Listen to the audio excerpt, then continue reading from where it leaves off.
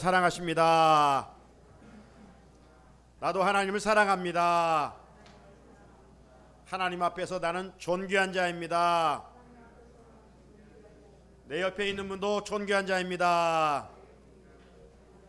사랑합니다. 축복합니다. 반복해서 말씀드리지만 오늘은 교회력으로 성령 강림 주일입니다. 마가 다락방의 요엘 선지자의 예언대로 그리고 예수님의 약속대로 때가 되니까 바람 같은 성령이 이 마가 다락방 공간에 충만하였고 또 각 사람 위에 불같은 성령이 임했다라고 그랬어요. 오늘 성령 강림 주일을 맞아 예배드리는 우리 교회 공동체 속에 성령님의 임재가 충만하고 또 교회와 가정에서 하나님을 향하여 예배드리는 각 사람 위에 약속하신 하나님의 성령의 기름 부으심의 은혜가 가득하기를 주님의 이름으로 축복합니다. 나아가 우리 모두 오늘 성령으로 다시금 기름 붓고 충만하여 주님의 손 굳게 잡고 세상 한복판에서 능력 있는 주님의 제자로 살아갈 수 있기를 다시 한번 주님의 이름으로 축복합니다. 집사님도 기도하셨지만 이 계절의 여왕 신료의 계절 이 5월 참 아름다운 계절인데 한 주밖에 남지를 않았습니다. 우리 삶에서 좀 아쉬운 것은 어떤 일이 아쉽습니까? 뭐든지 아름다움, 좋은 것이 짧아서 아쉬운 것 같아요. 봄을 맞아 곳곳에 핀 꽃들이 있었지 않았습니까? 그런 꽃들이 좀 더 오래 갔으면 좋을 텐데 그렇지 못합니다. 밤새 분 비바람에 의해서 그 아름다운 꽃들이 한 잎 한 잎 어느새 다 떨어지고 마는 것이죠. 우리의 기대를 만족시키지 못하기 때문에 그런 어떤 자연의 아름다움을 볼 때 우리는 낙심도 때로는 실망도 가져봅니다. 하지만 우리는 세상 사람들처럼 어떤 자연의 아름다움만 바라보며 사는 인생이 아니잖아요. 자연이 요동칠지라도 우리가 낙심하지 않는 것은 그리스도인들에게는 가장 아름다운 꽃이요 영원히 시들지 아니하는 꽃이 있기 때문입니다. 그 꽃은 내 마음에 피어있는 샤론의 꽃 예수님인 줄로 믿습니다. 찬송가 89장이죠. 샤론의 꽃 예수 나의 마음에 거룩하고 아름답게 피소서 하면서 예수 샤론의 꽃 나의 마음에 사랑으로 피소서. 내 마음에 피어있는 샤론의 꽃 예수님으로 가는 곳마다 향기를 드러내 하나님의 나라를 세워가는 우리 성산의 가족들이 될 수 있기를 주님의 이름으로 축복합니다. 우리가 학창시절 성탄절 2부 때 이제 친구들이 함께 모여서 선물을 주고받을 때가 있었습니다. 그때 보면 어떤 친구는 겉보기에 상당히 큰 선물이고 포장지도 얼마나 아름다운지 그래서 은근히 저 친구가 가져온 저 선물을 내가 받았으면 하는 은근한 마음에 기대가 있습니다. 이제 친구들끼리 서로 제비를 뽑아 선물을 나눈 후에 함께 받은 선물들을 개봉을 합니다. 내가 받지는 못했지만 참 보기에 아름다웠던 상당히 선물이 컸던 그 선물 다른 친구가 받아서 이제 겉포장지를 열어봅니다. 그런데 선물이 바로 드러나지 않고 또 포장지에 쌓여 있습니다. 또 쌓여 있고 도대체 어떤 선물인데 그렇게 싸고 쌌는지 상당히 모두 주목하고 있을 때 마지막 선물의 정체가 드러납니다. 그 선물은 다 타버린 하얀 연탄 조각입니다. 그 모습을 보고 친구들은 참 박장대소하게 되는 것이죠. 친구가 장난삼아 한 일이지만 선물 받은 사람의 마음은 그리 좋지 않지요. 선물은 겉 포장지도 아름다워야 되지만 더 중요한 건 뭡니까? 마음과 사랑이 있는 선물이죠. 그럴 때 받는 이들도 더 기쁜 것 아니겠습니까? 겉모습은 그럴싸한데 속은 꽝이라고 한다면, 제가 왜 이 말씀을 드리느냐?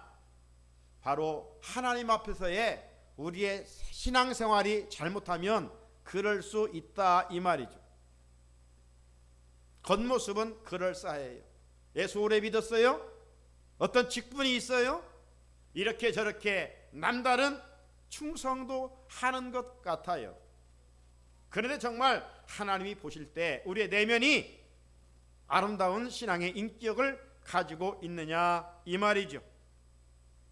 바른 신앙이라면 하나님을 기쁘시게 해 드릴 수 있어야 합니다.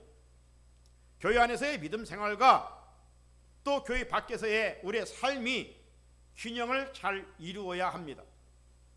형식만이 아니라 내용 있는 신앙생활을 해야 한다라고 하는 것입니다. 교회 안에서는 인정받는데 세상에서는 인정받지 못한다면, 선한 영향력을 끼치지 못한다면, 별 볼 일 없는 그리스도인으로 살아간다면 바른 신앙이 아니죠. 교회 안에서 영적으로 잘 훈련받고 삶의 자리에서 말씀대로 순종하는 내용 있는 그런 삶을 살아갈 수 있어야 됩니다. 그렇지 않다면 겉만 번지르만, 겉만 화려한 아름다운 포장지와 같은 모습 아닐까요? 왜 예수님이 종교인들을 그토록 심하게 책망을 했습니까? 그들이 겉과 속이 다른 표리부동하였기 때문입니다. 실상 저들이 나타나는 신앙의 겉모습은 이루 말할 데가 없어요. 흠잡을 데가 없습니다. 왜? 기도도 열심히 했어요. 구제도 열심히 했어요. 금식도 철저히 했어요. 그러면 칭찬받아야 되잖아요. 그런데 책망만 받았습니다. 왜 그래요? 율법의 알맹이, 율법의 핵심, 율법의 내용인 사랑이 없었기 때문입니다. 그래서 이 종교인들은 항상 자기만 의로웠고 다른 약자들은 죄인으로 정죄하지 않았습니까? 그리고 그들의 인격을 함부로 짓밟았습니다. 오늘도 주님은 우리의 겉모습을 보고 평가하시는 것이 아니라 우리의 중심을 보시고 살피시고 계십니다. 우리가 왜 그 일을 하고 있는지, 왜 그 일에 헌신하고 있는지 그 중심을 보신다 이 말이죠. 은혜를 받아 감사함으로 충성하고 있는지, 자기 의를 드러내기 위해서 일하고 있는지 주님은 알고 계십니다. 여러분, 어떤 일이든지 감사가 결핍되면 반드시 형식으로 치우치기 쉽습니다. 따라서 감사가 없는 신앙생활은 반드시 탈이 나게 되어 있습니다. 그렇게 바른 신앙생활을 위해서는 내공을 강하게 연단해야 돼요. 내공을 강하게 연단해야 돼요. 내공을 강하게 연단한다는 말은 성령으로 충만하여 말씀대로 우리의 마음을 잘 지켜가는 것을 말합니다. 성령 충만할 때만이 경건의 어떤 모양만이 아니라 경건의 능력을 갖출 수가 있습니다. 경건의 모양만 하고 있는 그리스도인들이 얼마나 많은지, 세상에서 경건의 능력이 있어야 될 텐데 그렇지를 못하는 것이죠. 그래서 주님은 우리에게 이 시간 이렇게 말씀합니다.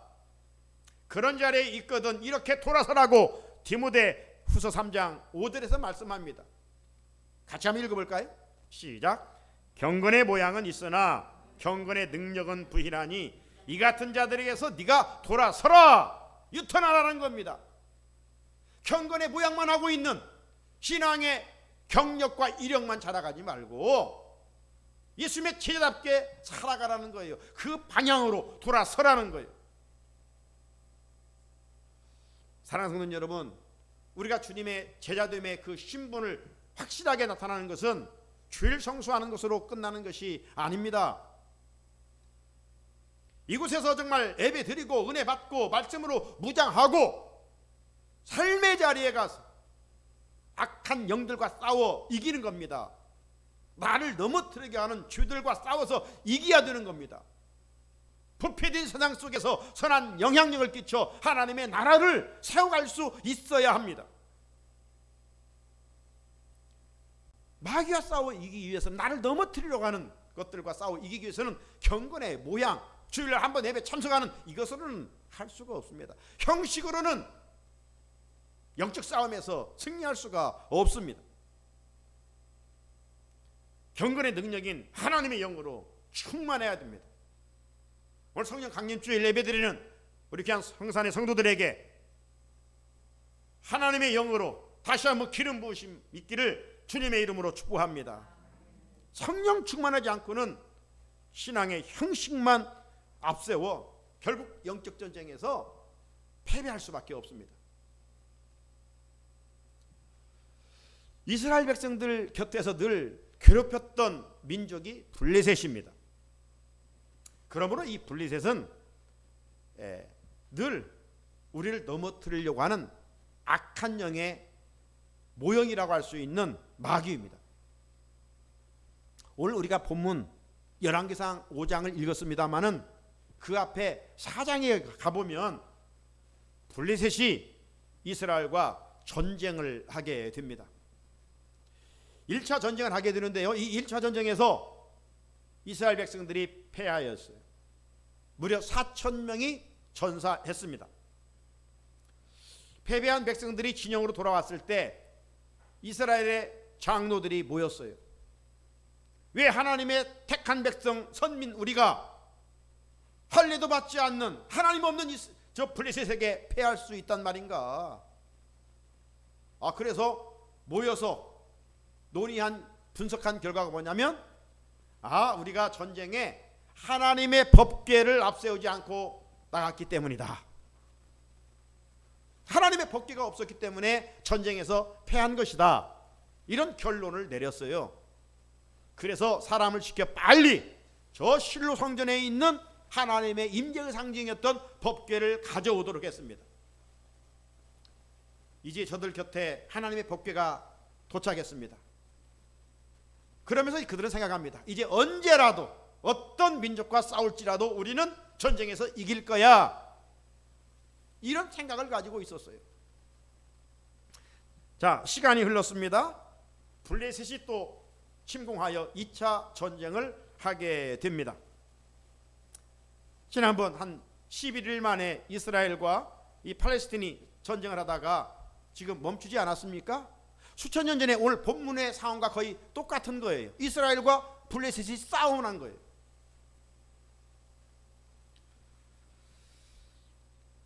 이제 이스라엘 군대는 2차 전쟁을 나가면서 믿는 구석이 있잖아요. 왜? 하나님의 법궤를 앞세우니까 이제 승리할 거야. 이렇게 하고 싸웠는데 그 전쟁의 결과는 어땠습니까? 1차 전쟁과는 비교할 수 없는 대패배를 하게 된 것이에요. 그 내용이 앞장 4장 10절에 있는데, 블레셋 사람들이 쳤더니 이스라엘이 패하여 각기 장막으로 도망하였고 살육이 심히 커서 이스라엘 보병에 엎드러진 자가 3만 명이었으며, 1차 전쟁에 4천 명 죽었었는데 2차 전쟁에는 무려 3만 명이 죽었어요. 3만 명만 죽은 것으로 다 끝난 것이 아니라 법궤도 빼앗겼어요. 그리고 제사장의 두 아들 홈리와 피느하스도 죽고 말았어요. 전쟁터에 두 아들을 보낸 당시 엘리 제사장이 의자에 앉아 도대체 우리 두 아들이 어떻게 됐는가 궁금하게 생각하다가 졸고 있었어요. 제사장이 깨어있어 기도하지 아니하고 졸고 있었어, 의자에 앉아서.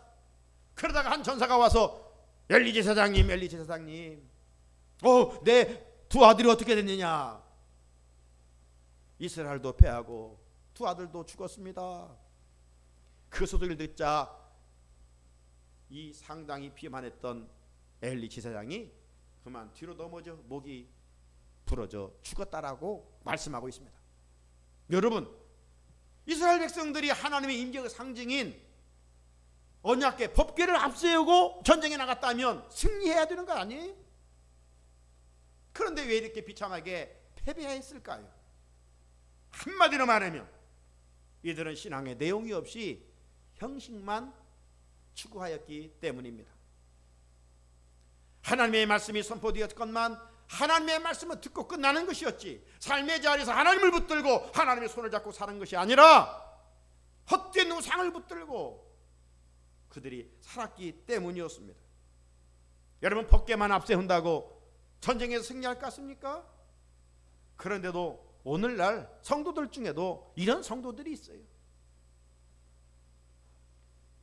교통법규를 준수하지 아니하고 아무렇게나 운전하면서 자동차에 십자가 달려 놓고 다닌다고 사고가 나지 않습니까? 그런데 십자가 달고 다니면 사고 나지 않을 것이라고 생각하는 이런 맹신하는 자들이 있어요. 이런 신앙은 멀리 추방을 해야 됩니다.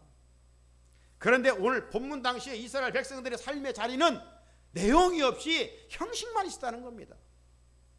백성들은 그렇다 할지라도 지도자급 엘리 제사장, 리더급은 깨어 있어야 될 텐데 리더들조차 영적으로 잠들어 있었습니다.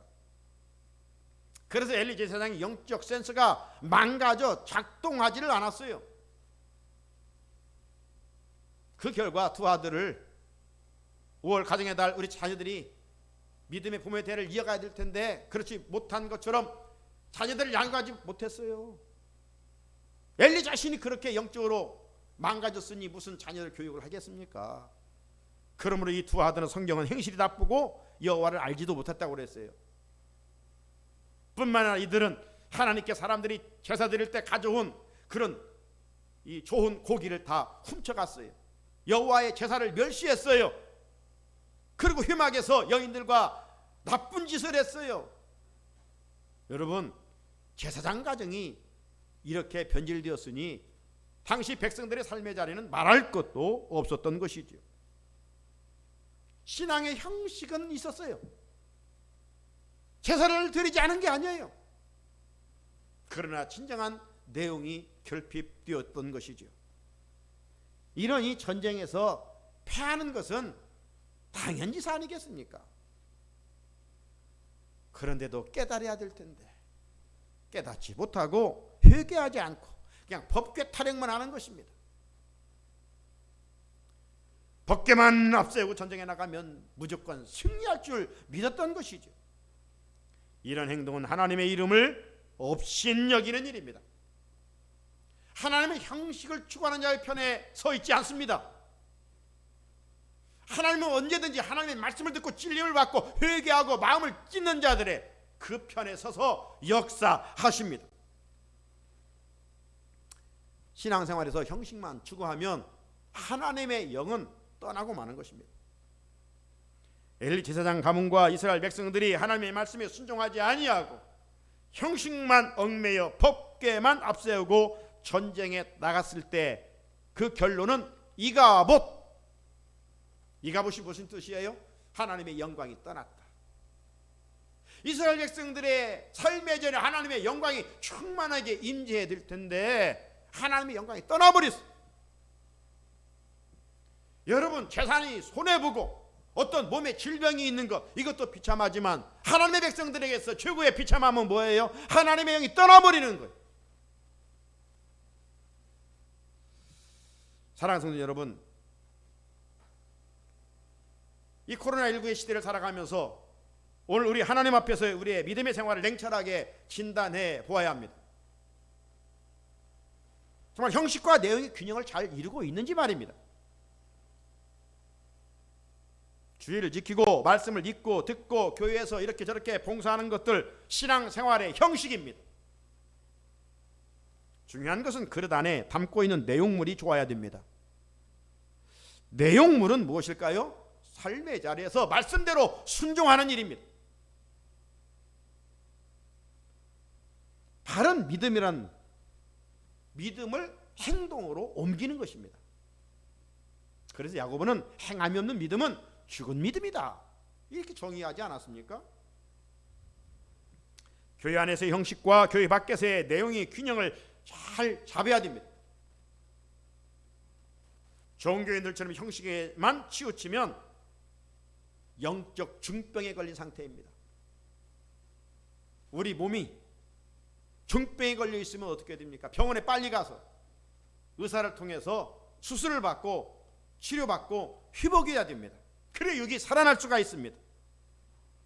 이처럼 우리 신앙생활도 형식만 추구하는 중병에 걸렸다면 말씀의 검으로 빨리 수술해서 치유되고 회복돼야 됩니다. 그렇지 않으면 삶의 자리에서 늘 악한 영과 싸우되 백전백패할 수밖에 없는 것이죠. 영적으로 패배하면 수치를 당하는 거예요.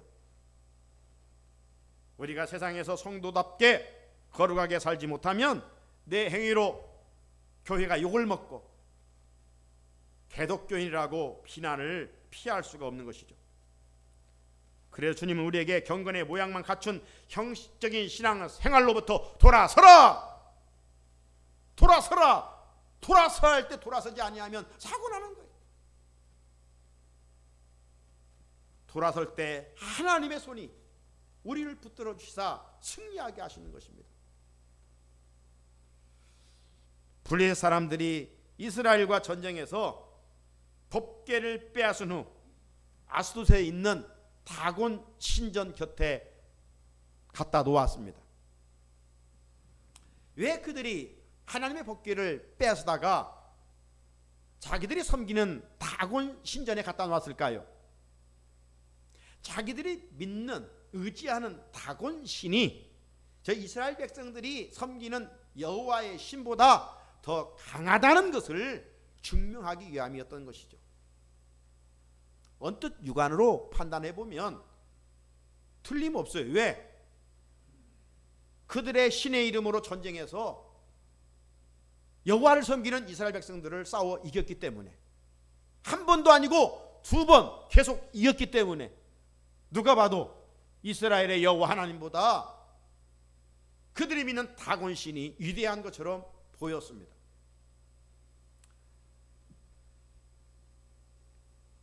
그래서 다곤 신전에 갖다 놓았던 것이죠. 하루가 지났습니다. 다음 날입니다. 그들은 자랑스럽게 여기면서 다곤 신전을 찾아가 봅니다. 그런데 그들은 다곤 신전 문을 열자마자 놀라 넘어질 수밖에 없었습니다. 왜요? 다곤 신이 이스라엘 법궤 앞에 엎드러져 얼굴이 땅에 닿았기 때문입니다. 오늘 본문전 5장 3절에 보면 아스돗 사람들이 이튿날 일찍이 일어나 본즉 다곤이 여호와의 궤 앞에서 엎드러져 그 얼굴이 땅에 닿았는지라. 그들이 다곤을 일으켜 다시 그 자리에 세웠더니, 저들은 그 광경을 보자 놀라서 그냥 쓰러질 수밖에 없었지만 정신을 차리고 빨리 넘어진 다곤 신상을 세웠습니다. 그리고 이튿날 다시금 다곤 신전을 찾아가 봅니다. 어제와 같은 일은 일어나서는 안 될 것이라고 생각하면서 말입니다. 그런데 이번에는 어떻게 됐을까요? 자기들이 섬기는 다곤 신이 머리와 두 손이 다 끊어져 버리고 몸뚱이만 남았어요. 몸뚱이만. 이 일로 저들은 마음에 큰 두려움이 찾아오게 됐던 것입니다. 여러분 기억할 것은 바로 우상을 섬기는 자들은 항상 두려움이 있다는 거예요. 우상을 섬기는 자들은요 자유함이 없어요. 하지만 하나님을 섬기는 자들은 그 사람의 손으로 만든 피조물 우상을 결코 두려워하지 않습니다. 그렇지만 우상을 섬기는 자들은요, 그들이 섬기는 우상 때문에 늘 두려워한 겁니다. 오늘 여기 이사를 하던데 그 세상 사람들은 이사를 하는 날도 어떻습니까? 뭐 손 없는 날, 뭐 이런 어떤 집안에 행사가 있으면 날을 태기를 합니다. 그런데 우리는 그렇지 않아요. 365일이 다 길일이에요. 시간이 있으면 언제든지 이사하는 거예요. 여러분 세상 논리로 따져봐요. 저들은 왜 그런 날 봤습니까? 해를 받지 않으려고. 세상 논리로 말하면 그러면 기독교인들은 다 벌써 멸망당했어야 돼요. 망했어야 돼요. 그렇지 않습니까? 그러나 예수 믿는다는 것은 그만큼 자유함이 있는 거예요. 우상을 섬기면요 늘 불안해요. 두려움으로 짓눌려 살아가는 거예요. 정말 피조물이 두려워할 분은 오직 한 분, 창조주 하나님밖에는 없습니다. 그러므로 성도들은 영적으로 깨어있어 마귀가 틈타지 못하게 해야 됩니다. 나를 넘어뜨리는 헛된 것들을 성령의 망치로 과감히 깨트려 부서뜨려야 됩니다. 하나님을 멀리하면 결과적으로 두려움이 찾아오게 되는 것입니다. 여러분 아이들을 보십시오. 아이들은 어떤 환경에서라도 엄마 아빠만 가까이 있으면 평안합니다. 그러나 엄마 아빠로부터 멀어지면 아무리 좋은 놀이시설을 해놓았을지라도 잠깐은 놀 수 있지만 엄마 아빠 찾으면서 불안 증세를 느끼게 되고 울음을 터뜨리게 됩니다. 어린아이의 최고의 좋은 환경은 엄마 아빠예요. 이런 것처럼 우리 피조물의 인간에게 있어서 가장 좋은 환경은 어디냐? 창조주이신 하나님의 품 아니에요. 하나님의 품으로부터 멀어지면 인간은 두려움이 찾아오게 됩니다.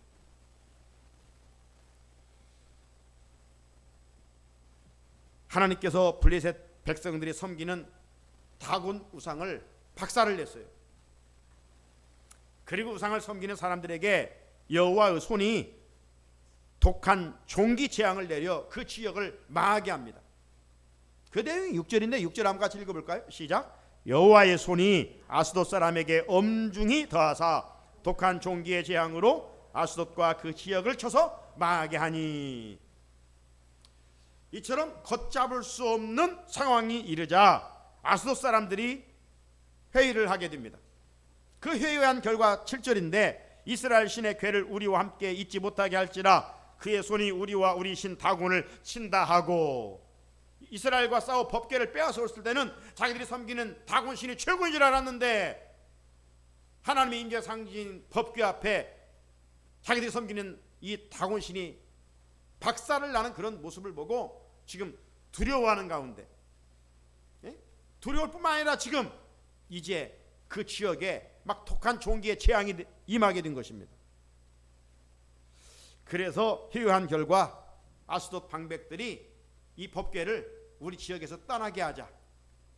옆에 도시 가드로 보냅시다.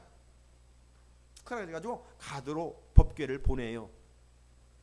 자, 가드에 도착한 그 법궤 때문에 그 지역이 복을 받느냐? 아니라 역시 여호와의 손이 큰 환난을 내리게 됩니다. 그러자 가드 사람들이 독한 종기를 통해서 고통을 당하다가 그 법궤를 더 이상 그곳에 머무르게 할 수 없어서 그 또 옆에 도시 에그론으로 보내면 에그론으로. 에그론 사람들은 이제 그 법궤가 자기 도시로 온다는 소식을 듣자 그 법궤가 도착하는 도시마다 막 이런 하나님의 진노가 임하는 것을 벌써 소리로 들었잖아요.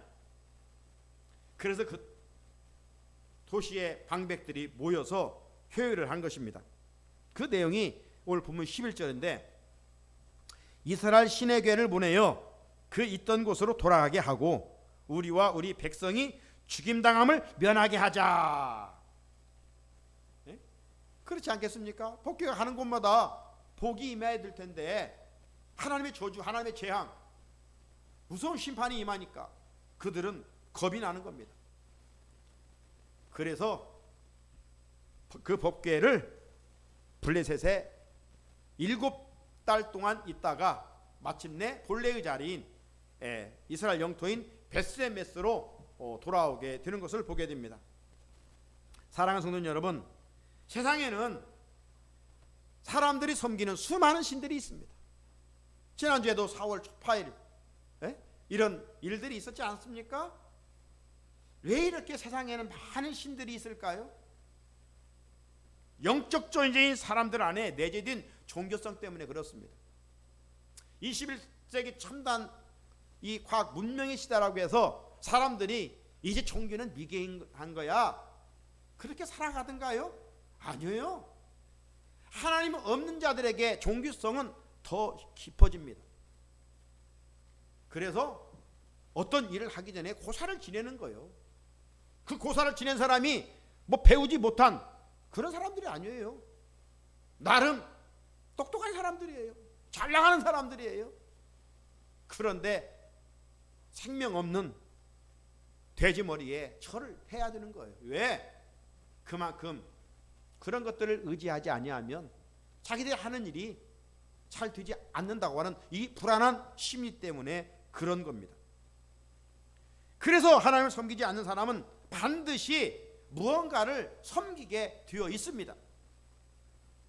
하지만 여러분, 사람이 만들어 놓은 우상은 어떻습니까? 눈이 있어도 보지 못하고, 입이 있어도 말하지 못하고, 귀가 있어도 듣지를 못합니다. 인격체가 아니. 그런데도 무지한 사람들은 생명 없는 사람이 빚어놓은 그런 목석 앞에 가서 절하며 기도합니다. 이렇게 행동하는 이유가 있습니다. 왜 그런지 아세요? 그건 사탄의 속임을 받고 있기 때문에 그런 거예요. 사탄이 그 마음과 생각을 사로잡고 있기 때문에 그런 거예요. 사탄은 사람들 마음에 우상을 섬기지 않으면 재앙이 찾아올 것처럼 두려움을 줍니다. 그런 걸 섬기지 않으면 네 사업이 망한다고 하는 불안한 마음을 주는 겁니다. 그러니까 그런 의식을 하는 거예요. 종교적인 행위를 하는 겁니다. 여러분, 5월 가정의 달입니다. 우리 기독교의 효도가는 뭡니까? 살아계실 때 부모를 잘 섬기는 거예요. 죽은 뒤에 뭐 북치고 장구친들, 그게 효도입니까? 그러나 일반 종교를 보십시오. 죽은 뒤에 제사 돌아오면 제사상 부러지게 차려놓습니다. 왜 그래요? 제사상을 잘 준비하지 않으면 조상이 재앙을 내린다는 두려움 때문에 그런 거예요. 그러니 여러분 한번 생각해 보세요. 부모는 어떤 존재입니까? 자식들이 잘 된다면, 후손이 잘 된다면 10일 한 달이라도 굶는 게 부모 아니겠어요? 그런데 제삿날 제사상 한번 차려놓지 않는다고 후손들에게 재앙을 내린다면 그게 부모요 조상이겠습니까? 따라서 조상으로 변장된 악한 정체는 마귀입니다.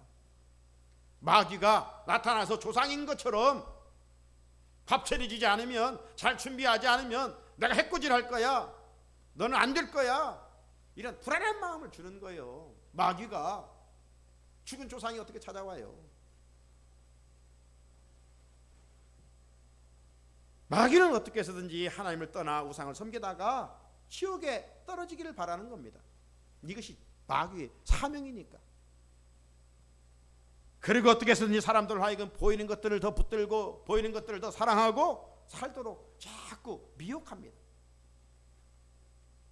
마귀의 미혹에 넘어가게 되면 그 영혼은 망가지게 되고 영적 전쟁에 패배하게 됩니다. 하지만 우리가 믿는 하나님 어떤 분입니까? 우리가 믿는 여호와 하나님은 스스로 있는 자입니다. 스스로 있는 자. 하나님께서 모세를 부르셨을 때 모세가 바로 앞에 서서 너 누가 보내서 왔어? 라고 묻게 된다면 뭐라고 대답해야 됩니까? 하나님께 묻잖아요. 그때 하나님께서는 당신의 정체성을 그렇게 말씀합니다. 나는 스스로 있는 자다. 스스로 있는 자. 나는 나다. I am who I am. 우리가 믿는 하나님은 누구에 의해서 만드는 존재가 아니라 본래부터 스스로 존재하신 자존자이십니다. 자존자. 그러므로 사람은 창조주이신 하나님을 경배하고 섬기고 높이고 예배 드려야 하고 그분의 아들 예수 그리스도 손잡고 살아야 합니다. 그때 세상에서 얻을 수 없는 평안과 안식과 궁극적인 구원을 선물로 얻을 수 있습니다. 반대로 피조물을 섬기는 자들은 우상으로부터 마음에 항상 두려움과 불안이 찾아오고 결국 하나님 없이 살다가 그들의 종착역은 멸망입니다.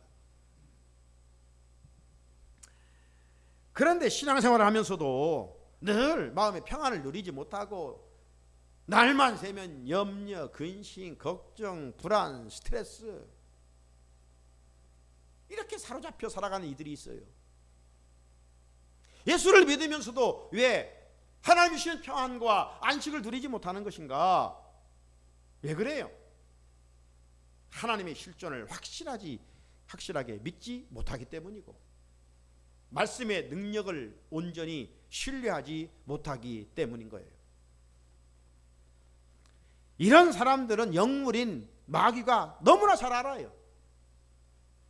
말씀을 신뢰하고 살고 있는지 그냥 교회만 왔다 갔다 하는지 영물인 마귀는 너무나 잘 알아요.